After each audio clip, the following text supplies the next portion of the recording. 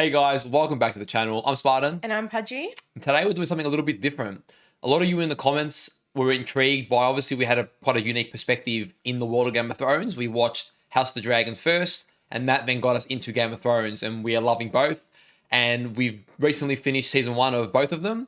And a lot of people in the comments were intrigued to hear our thoughts and opinions, just sort of comparing what it was like watching both, what we liked better, differences, things like that. So we thought it'd be fun to do. I know Pudgy's been really excited about jotting away her notes. I'm almost scared to of the length of this video, but we just want to share our thoughts and opinions. And then towards the end of the video, everything will be time coded on the video. We'll be doing a Q&A where we asked our Patreon members some questions they might have for us. And there was a lot of questions. So thank you so much, guys, for submitting those. We can't quite fit them all in, but we will try and fit in as many as possible. And some of them had some overlap as well. So that'll work nicely. As always, a huge thank you to everyone over on Patreon who has been supporting us. The support has been insane. So a big thank you to you guys. For anyone interested in checking out our Patreon, we do have our House of the Dragon reactions and full-length reactions there, as well as our Game of Thrones reactions up there, which do have early access and full-length uncut reactions as well. So if you're interested in any of that, check out the link in our description. And if you are watching this over on YouTube, if you enjoyed today's discussion, remember to leave a like on the video. Let us know in the comments down below what you thought and what it was like hearing our perspective. And hit that subscribe button if you want to follow our reaction journey to the rest of Game of Thrones, as we're currently embarking on season 2. Okay, let's just get into it. Pudgy will kick us off. I know she's very, very eager.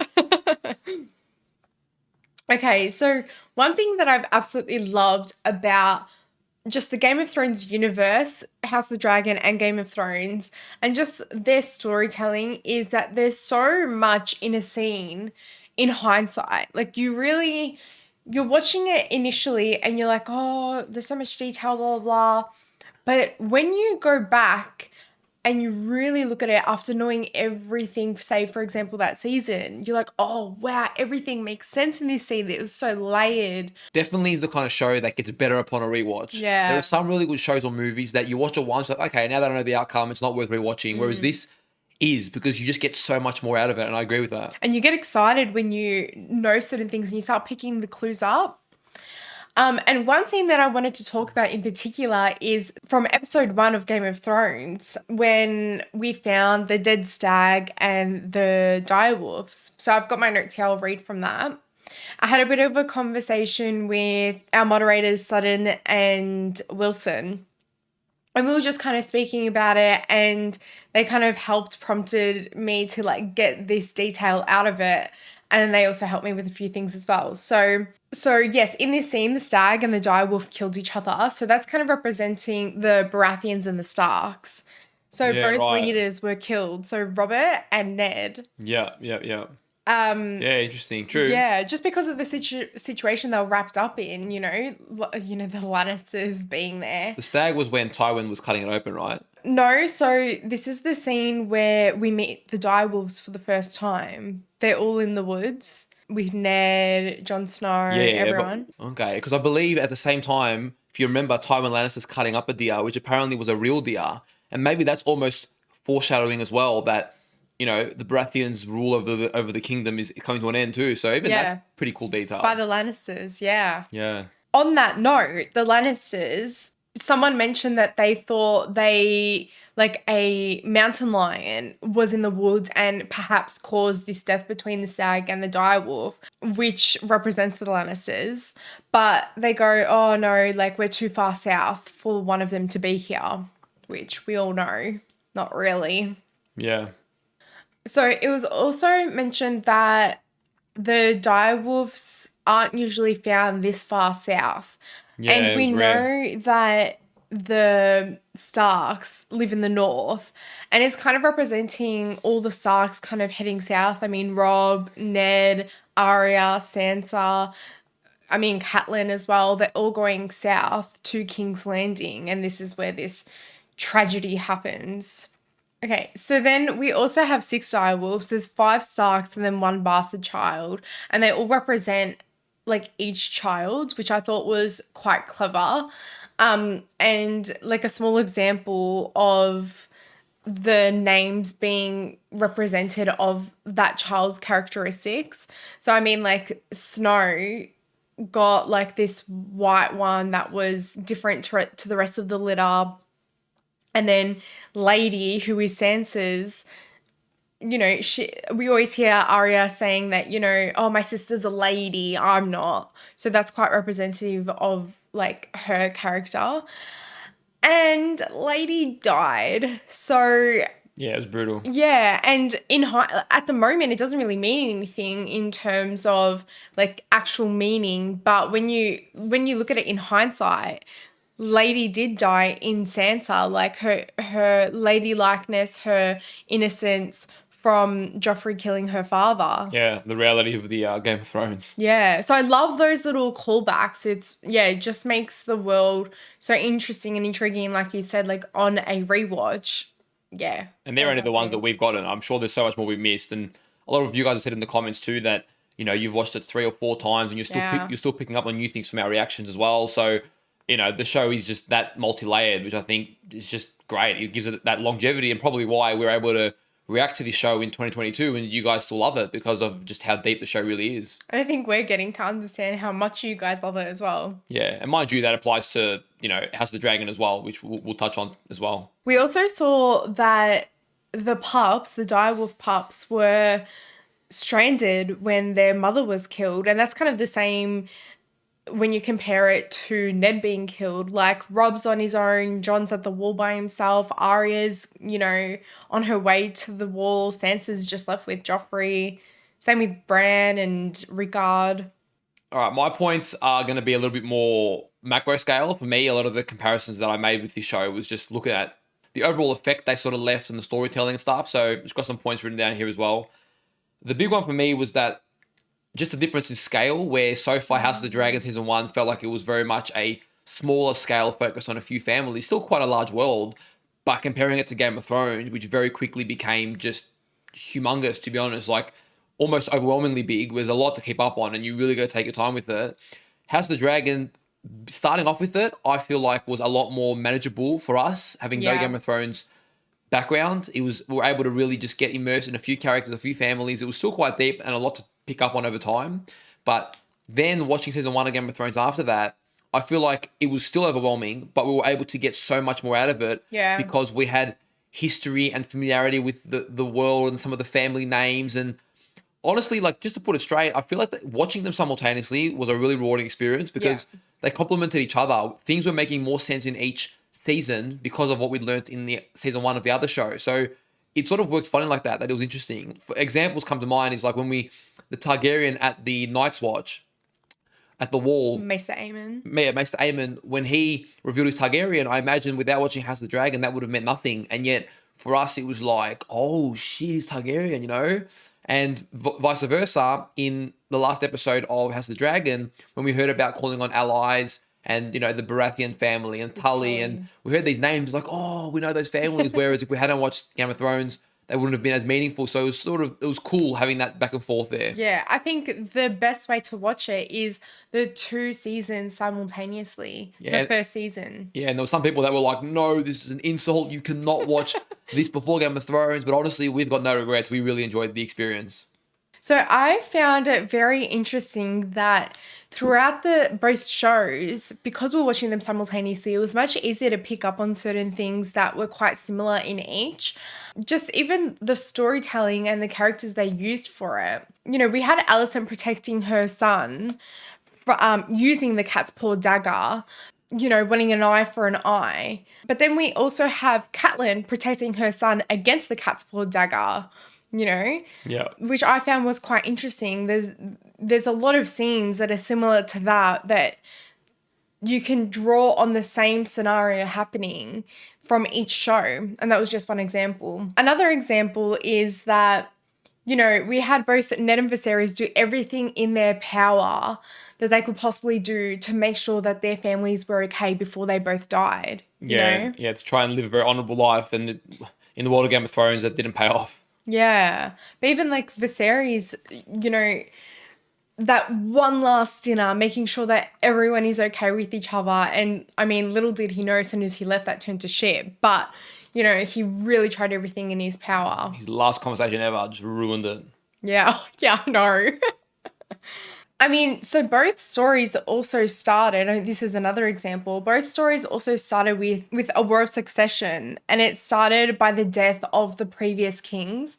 And I know, so House of the Dragon, the story's kind of just going to be starting in season 2. So the death of Viserys, and then the death of Robert Baratheon, and then, you know, what comes into question and like has a lot of doubts cast upon it is the legitimacy and the parentage of each of the, you know, the succession, like the people following. So Joffrey and also, you know, the strong boys. Yep. So there's a lot of similarities between, you know, the storylines, but they're done in such different ways that they're complete different stories. It just highlights how much it is a Game of Thrones, where what's really happening and what you're seeing are two different things. It's very much a game of deception, and the deception of power and control, and what it can, you know, imbue in a kingdom of sorts, and just how no one's really safe in this.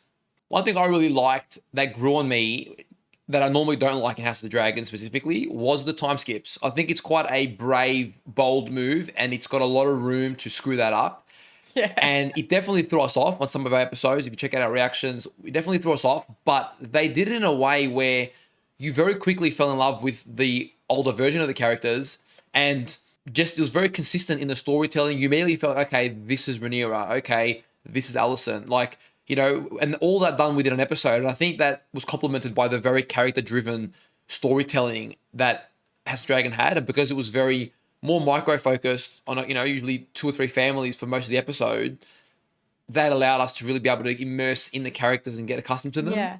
I still definitely had my preferences. Like, I loved Millie as Rhaenyra.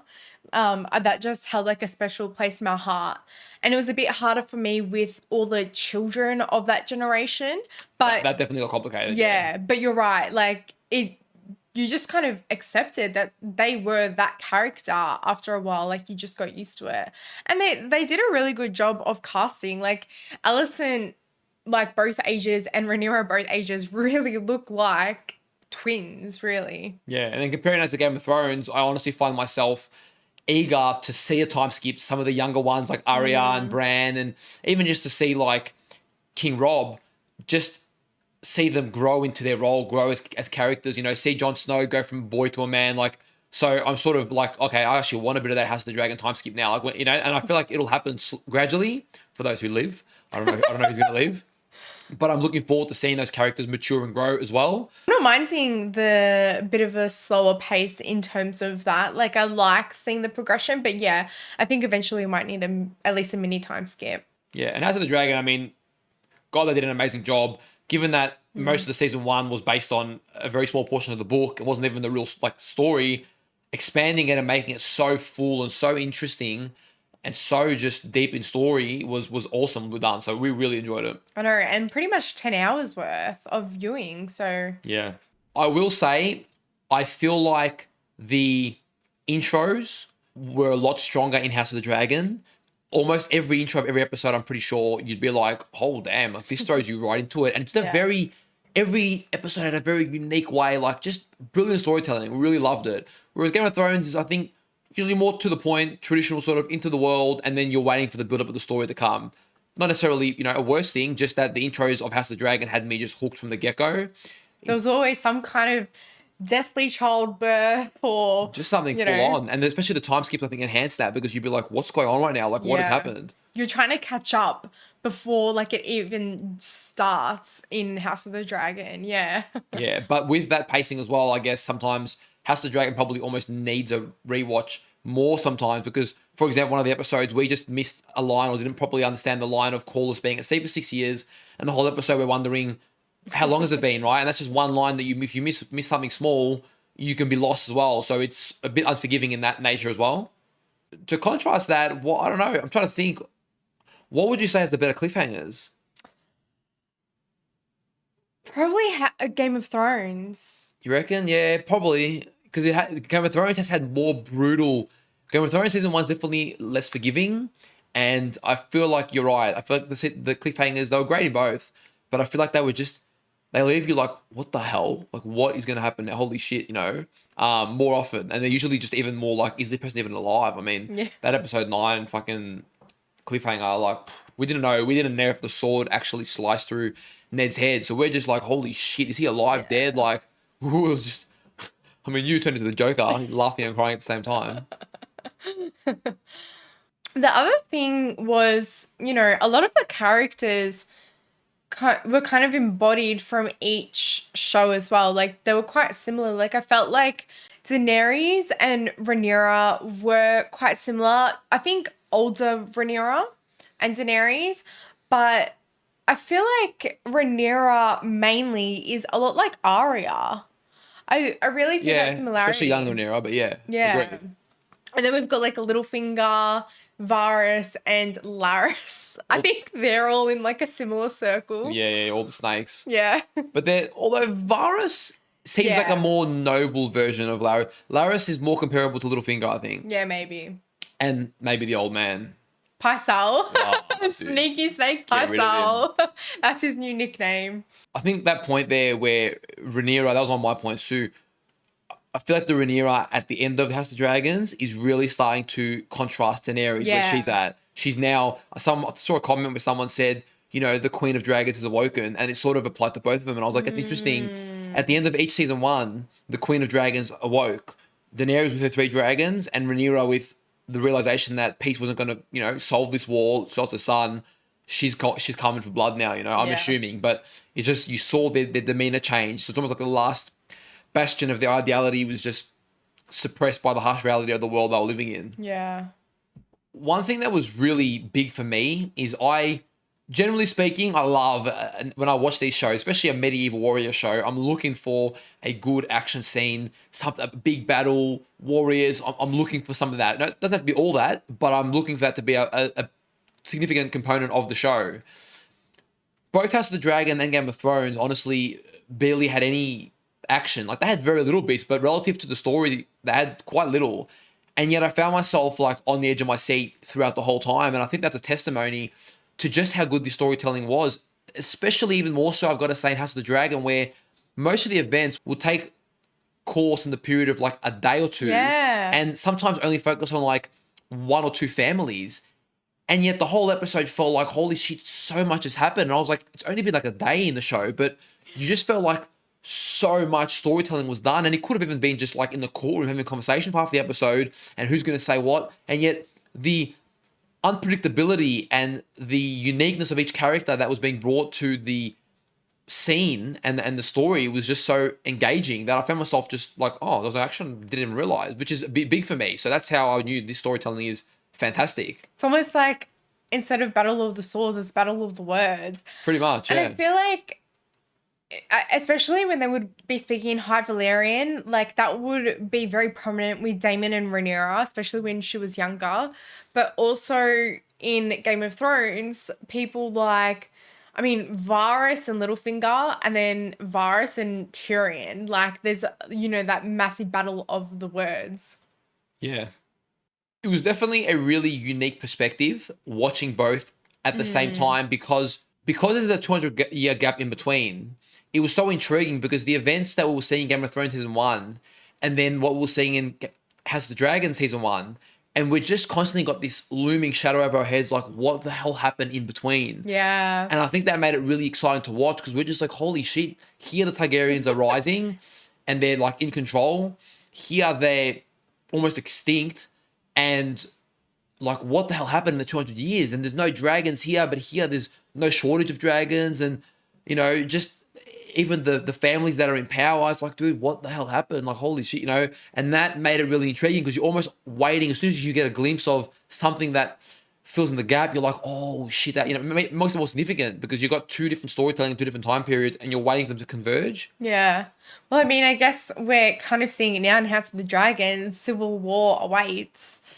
And that would probably, if I'm not mistaken, would be the downfall of the Targaryens. Yeah, and it made each episode of House of the Dragon even more intriguing because every time we're looking out for, oh shit, okay, we're seeing this. Wow, now we can see how that's leading to where Game of Thrones is at. Just little glimmers here and there, and added that depth to it. Yeah, well, it's also like this thing of history repeating itself, like never learning from your mistakes. Like I said before, there's so many scenarios in Game of Thrones that is happening in House of the Dragon and vice versa. It's like they just never learned, you know, they were just repeating like their ancestors' mistakes. Yeah.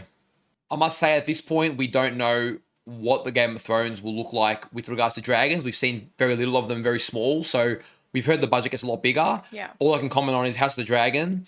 The dragon CGI was done fantastic. They look so realistic, so powerful, intriguing. The scenes done on them were always just done beautifully. So I really appreciated the CGI done on the dragons. Like, it just looked awesome. Yeah. And I mean, we've only seen the baby dragons in Game of Thrones, and I found that quite cute. Like, they're so small and cute, and they even look quite real as well. Yeah, but I'm going to be honest, when I watch dragons, I don't watch it for the cuteness. No. I want to see my boy Vega just boof, go in there. Well, unfortunately, Vega did. Yeah, well, not in that circumstance, but yeah. Just to add to a little bit of character contrast that we were doing before, so I already touched on one, which was Rhaenyra and Daenerys sort of contrasting themselves as the Queen of the Dragons, awaking at the end of each season. Another one that was mentioned, I don't know if you mentioned it or someone in the comments mentioned it, honestly, but it was Vaemond sort of contrasting Ned, where they tried to do the noble in their own way, standing up in the court. Because to be fair to Vaemond, he wasn't completely wrong in what he was saying, you know. It was the house of his family, and he was sort of next heir to that, and you would feel a bit of a betrayal having kids who you know are not even of your blood taking over. It was the last thing they had of their family sort of history. So I get that. And like Ned, he chose to speak words prematurely to the, you know, to the king or the queen.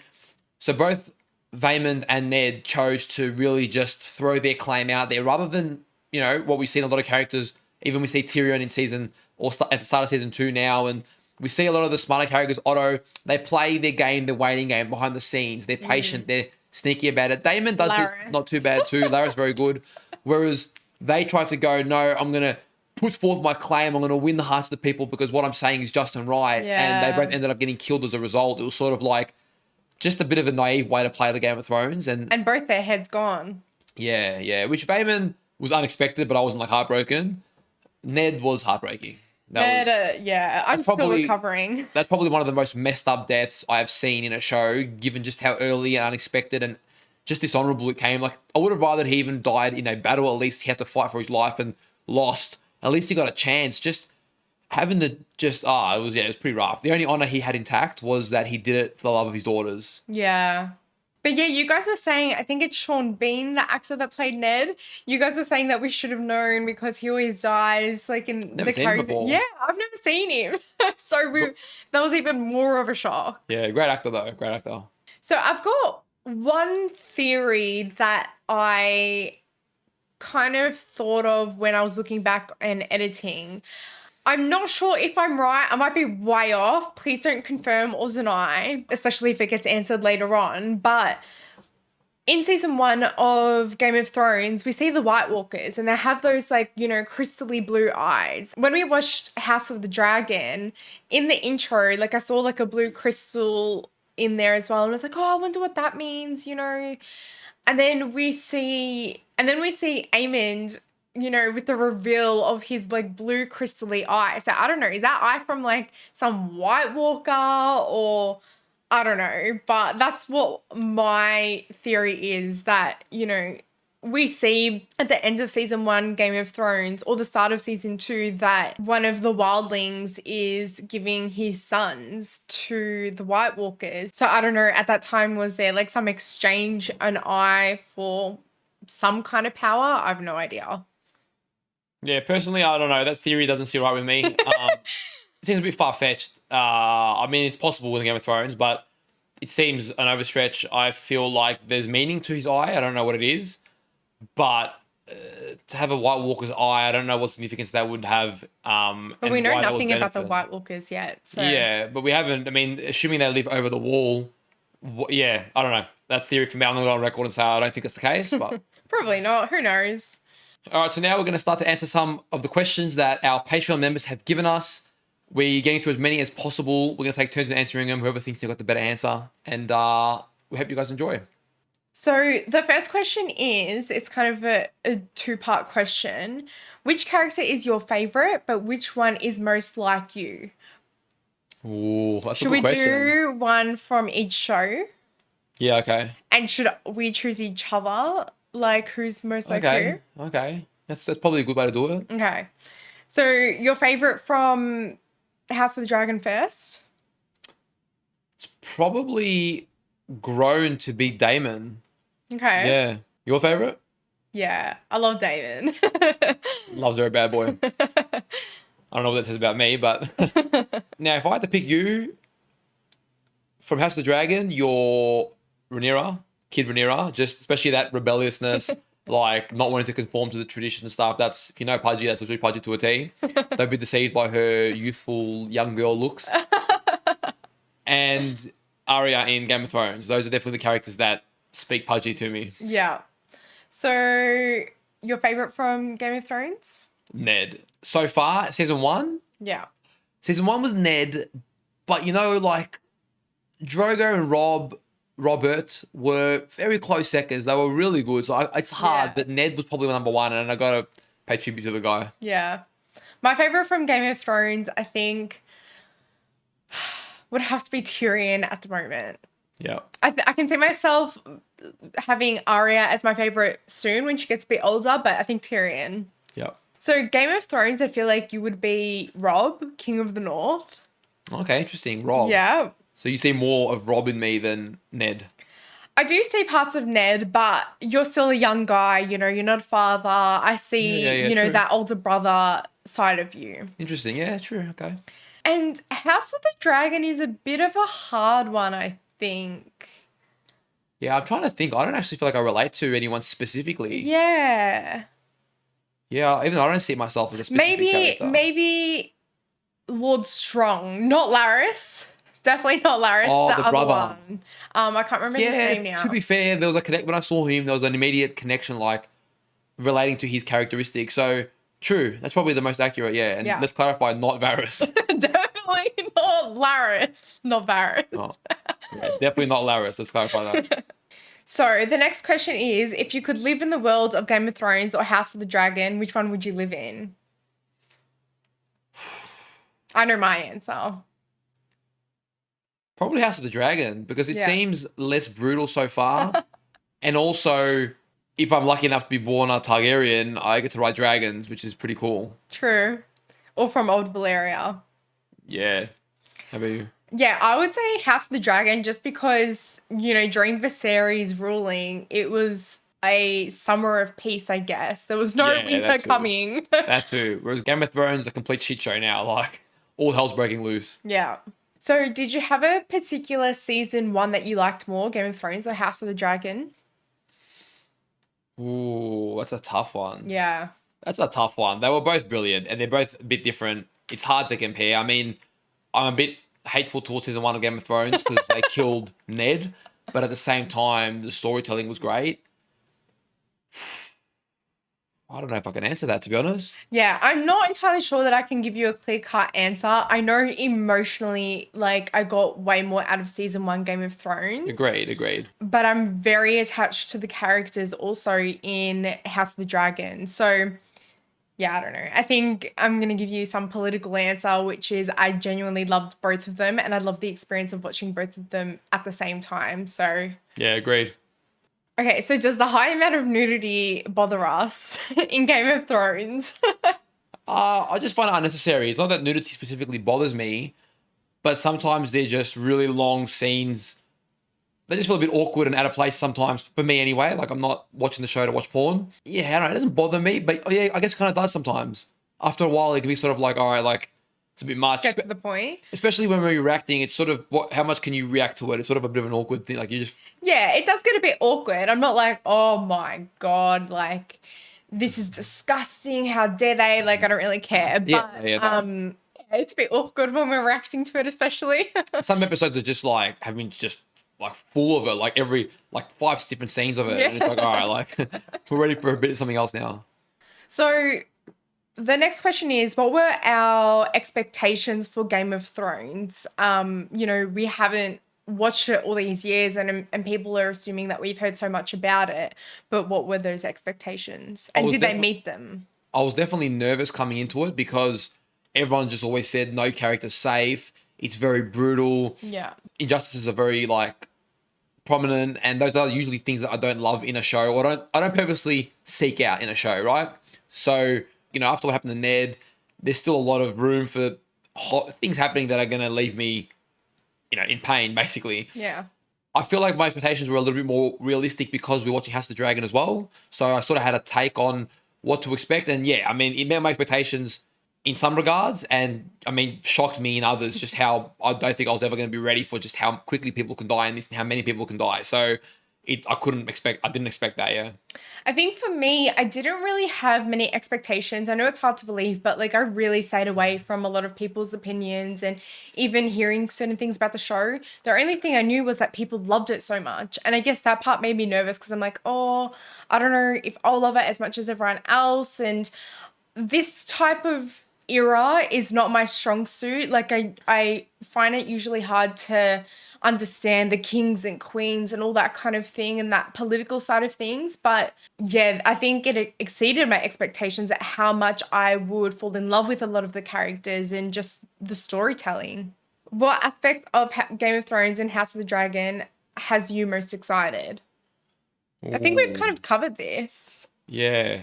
Yeah, in House of the Dragon, I think it's just to see what the hell happened. Like, what happened to lead to Game of Thrones? How did everything go so wrong? And at what cost is it going to come? And for Game of Thrones, honestly, I'm just waiting to see who's going to overthrow the Lannisters and just bury them. That's what I want to see more than anything. And I am intrigued to see where Daenerys is going to fit into this whole main storyline. I interpreted the question a little bit different, so I'm going to answer a little bit differently. But I always look forward to any conversation with Tyrion. Like, I just am intrigued as to how he's going to interact with different characters and really just love seeing his brain tick over in Game of Thrones. And in House of the Dragon, I'm just really intrigued with Rhaenyra and Daemon's interactions a lot of the time. So I always look forward to that. Now, this one is a bit of a fun one. Across the shows, which 5 people would you invite to a dinner party? Daemon. Yeah. King Robert. Yeah. Robert, yeah. King Robert, yeah, for sure. He'd be fun.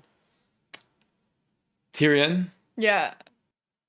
Are we in agreement for those 3? Yeah. Yeah, I thought so. So we got to do 2 more. We'll do this one together. I feel like King Viserys is nice. Would you invite him or? Nah. Nah, not fun. You can invite him, I'm not. Yeah, nah, I'm iffy about that one. He was nice, but... All right, do you have 2 more? I'm trying to think.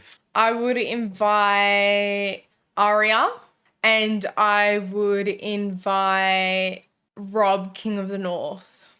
Instead of those, I'd probably invite Jon Snow and yeah, I reckon Rob, King of the North as well. So we got one difference. Yeah. I'm pretty sure mine's all guys, yeah. We'll have a dinner party of 6 then. So which character of both do you want to hate but you can't fully commit to hating? Jaime in Game of Thrones. Same. I can't commit to hating him yet. For House of the Dragon, ooh. Mine's Alicent for House of the Dragon. Yeah, I'd say that's a pretty good one. I'd say it's a pretty good one. It's hard to commit because there's a lot of understanding on her side too. Yeah. You could see her point of view. Yeah, I agree with that one. Yep. This one's asking about a lot of characters, but I think we'll just choose one that we want to speak about. What do you think are the biggest character strengths and flaws of one of the main characters in Game of Thrones? It's a heavy hitter. Do you want to start that one off? Okay. So I guess I'll choose Daenerys. I think one of her strengths is her strength. Like, just emotionally and her motivations to get back home is definitely a strength. And I guess now having the dragons, but her weakness is just her naivety as well. Like, although she's becoming very hardened and things like that in terms of like her knowledge and her experience, she is still quite naive and she's finding herself in all these predicaments where her survival's literally on the line. Yeah. I mean, there's many more strengths and weaknesses, but I think they're the main ones. Yeah, that's fair. I think for me, I'm going to do both Ned and Viserys from House of the Dragon in the same, because I think this applies to both of them, where their strengths is they have quite a good heart and they're quite noble, honorable people. They are quite, to the best of their abilities, they are leaders that are trying to broker peace and do put the interest of their people at heart. But contrast to that, I think their weaknesses are that their kind heart almost makes them unsuitable at times to make the necessary decisions for their roles to really be lived out, and it can leave them vulnerable to being manipulated. And, you know, we sort of see that play out. They're definitely loyal to a fault. Yeah. Their love for their daughters and their children in the end sort of makes them vulnerable sometimes to making some of the necessary decisions to live up to the responsibilities of their titles. Yeah. This is a fun one. So just like Snow, Sand, etc. as bastard surnames, if all the bastards are in Australia were given a certain last name or surname, what would it be? No idea. Think of something like Australian. Well, everyone knows Australians for kangaroo and stuff, but Yeah. that'd be a shit surname, so I don't really want to go with that. I don't know. Desert, because we got a big desert. Forest. Yeah, I think like forest or like gum tree or something like that. I don't know. To be honest, that's a hard one to answer. That's probably the best answer I've got. So this one is regarding to bastards on the throne. If we're so clearly against Joffrey inheriting the throne, why are we not equally opposed to Jacaerys? Oh, that's an easy answer. Yeah, definitely easy answer. It's Joffrey's like horrible personality. But I would even clarify that we're not against bastards inheriting the throne at all. No. That was never our resistance. It was purely that Joffrey was just a shit ruler. If he was a good ruler, fair and looked after the people, then I couldn't care less who rules. Yeah. But yeah, he's just a prick of a person in the world of Game of Thrones anyway. Okay, so which death surprised you the most from both seasons? Well, easy one for Game of Thrones. Ned. Ned and Drogo. Actually, yeah, to be honest, dude, I might even say Drogo's was Yeah. more surprising because you just didn't expect from Yeah. a cart that next episode he's like fainting. I thought, oh, he'll be injured, whatever. When he died, I was like, what the hell? Yeah, I know. Whereas Ned's, there was more of a build of like, please don't kill him, Yeah. surely he doesn't die, but you know it's a possibility. So probably Drogo. I'd say Drogo then, yeah. And probably King Robert too. He just went hunting and then comes back and he's Yeah. like, I was like, what the fuck? Like, I know. So probably, yeah, Drogo and King Robert probably the most like, what the hell deaths. And House of the Dragon was probably Jacaerys. Yeah. Yeah, Yeah. for sure. I did. And Yeah, it Vaemond. was And rough. Vaemond. Yeah, true. Although you knew he was probably going to get killed, but it happened so suddenly. Yeah.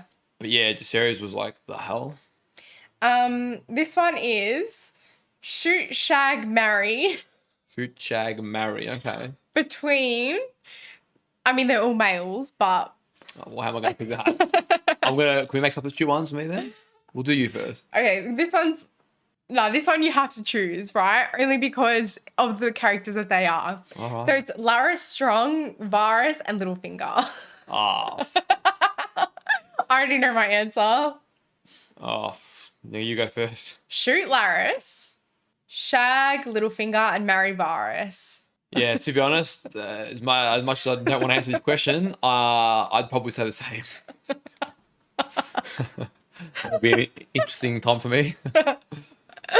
That's so funny.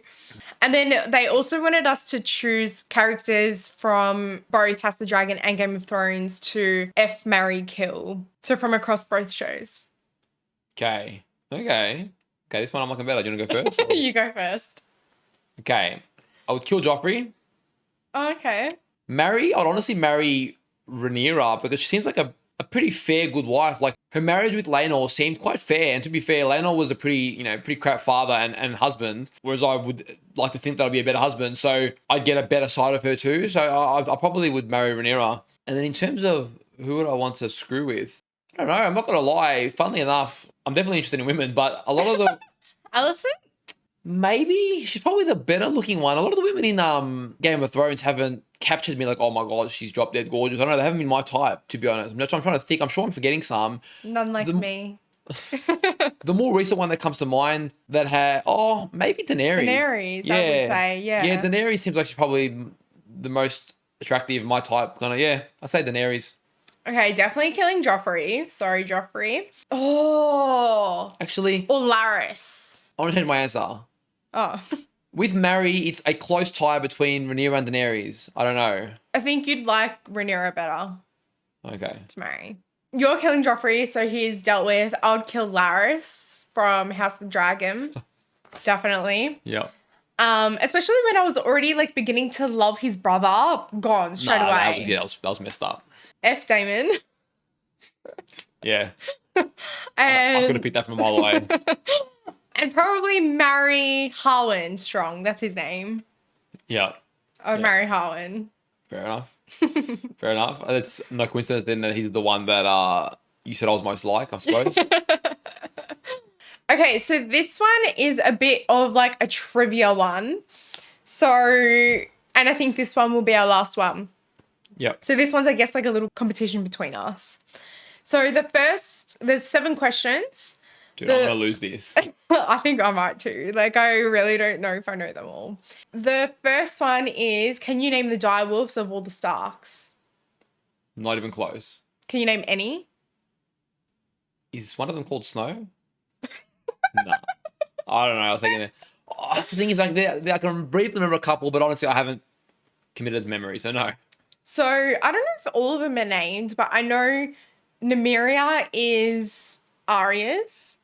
I know Ghost is Snow's. I know Lady is Sansa's. I don't remember Bran's one. Yeah, I think that's the most I've got. So 3. Okay. What are the sigils of House Tully and House Aaron? Oh, I don't think I know. I don't remember. I don't think I know. Tully is Catelyn and Aaron is the hand. Yeah. The first hand. Damn, I don't remember. I don't remember that one. Yeah, shit. Leave those in the comments below. What are the words of House Lannister and House Baratheon? All right, Lannister, we all know. They always pay their debts. And what was the second one? There's a second one too, yeah. Yeah. I don't remember the second one. I know it. I just can't think of it right now. Alas never forgets or something. No. Nah. But it's like that kind of ring to it. House Baratheon? I don't remember. House Baratheon. You would think that it's 7 hells, wouldn't you? But it's definitely not. Yeah. Oh, I don't remember, I don't think. No. 4. What are the actual names of the Hound and the Mountain? Yeah, well, I'll lose again. So Clegor... This is hard, Something Clegane is both their last names. I don't know the first names. I know the last name's Clegane or something like that. These are hard questions. I'm not going to lie. They're very, very specific. Who are the maesters at Winterfell and Castle Black? So we've got Maester Lewin at Winterfell. And Castle Black is Maester Aemond. Is he not the Maester, the Targaryen guy? No, but is that at Castle Black? Is Castle Black at the Wall or... That's what I thought. It must be. So Maester Aemon. Because I'm thinking, Castle Rock is the other one. Yeah, so I think, you're right. Castle Black is Aemon. So your boy knows something. Well done. Can you name any of Dany's Dothraki servant girls? Could not. No, sorry. Can you name all 7 gods of the 7? Brother, I can't even name one of them. I think one of them is the Stranger, which is the death one. I feel like I know some of them, but is it like wind and stuff like that? I can't remember. For sure. But yeah, I think that's my best guess. And I see you wrote at the end, by the way, my money is on Pudgey. That's probably a fair comment, given that, The funny thing is, you know what's interesting? I must say, I think you take more time than I do. I'm a little bit impatient to go back and read and really, look at the materials that our mods provide us with as well, and the comments. I think I read, because normally, believe it or not, my memory is a lot better, but I'm very much kind of like I'm a hands-on person. My memory is, I've got to see it and engage with it. But if there's too much going on, I can also miss it. But this also has a lot of smaller details. I really like the smaller details, and you like that bigger. Yeah. So I think where I struggle, you definitely carry me, and vice versa. So I think that's why we're a good duo with, especially watching Game of Thrones. Like, we really pick up on different things. Yep. Well, guys, we hope you enjoyed today's video. Very different. It's a lot longer, so we're just testing it out to see how many of you guys enjoy this kind of stuff. There was a lot of requests for it, so we thought, hey, give it a shot, and hopefully some of you will enjoy it. And thank you so much for all the questions that you guys sent through. A lot of them were very fun and exciting to kind of really think about. Yeah, the question style format was definitely fun and definitely something that I think we will do more of over time, especially as we are able to commit more time onto the channel as we grow, and the support that you guys have been giving us is amazing. So thank you for that. And we're sorry if we didn't get to your question. We might be able to answer them at some point later down the track. Yep. And we're also sorry that I'm sure the format of this is very jumbled. We sort of just spur our thoughts as they go, and me being very macro focused and Pudgey being very micro focused, I'm sure can feel messy sometimes because the scale of the discussions just vary a lot. So we hope you're able to enjoy it despite that. Well, guys, if you enjoyed it, let us know in the comments down below if you like this kind of content and if you want to see more of it and what you like the most about the discussion or the Q&A. Please remember to leave spoilers out of all the comments that you guys leave on this video and any videos in the future. Yeah, they won't make it anyway because our mods are doing an amazing job of keeping all the spoilers out. So just make a comment that we can see. And hit the subscribe button if you want to stay up to date for our Season 2 reactions of Game of Thrones and beyond. We look forward to seeing you guys next time. Until then, take care of yourselves. See you guys.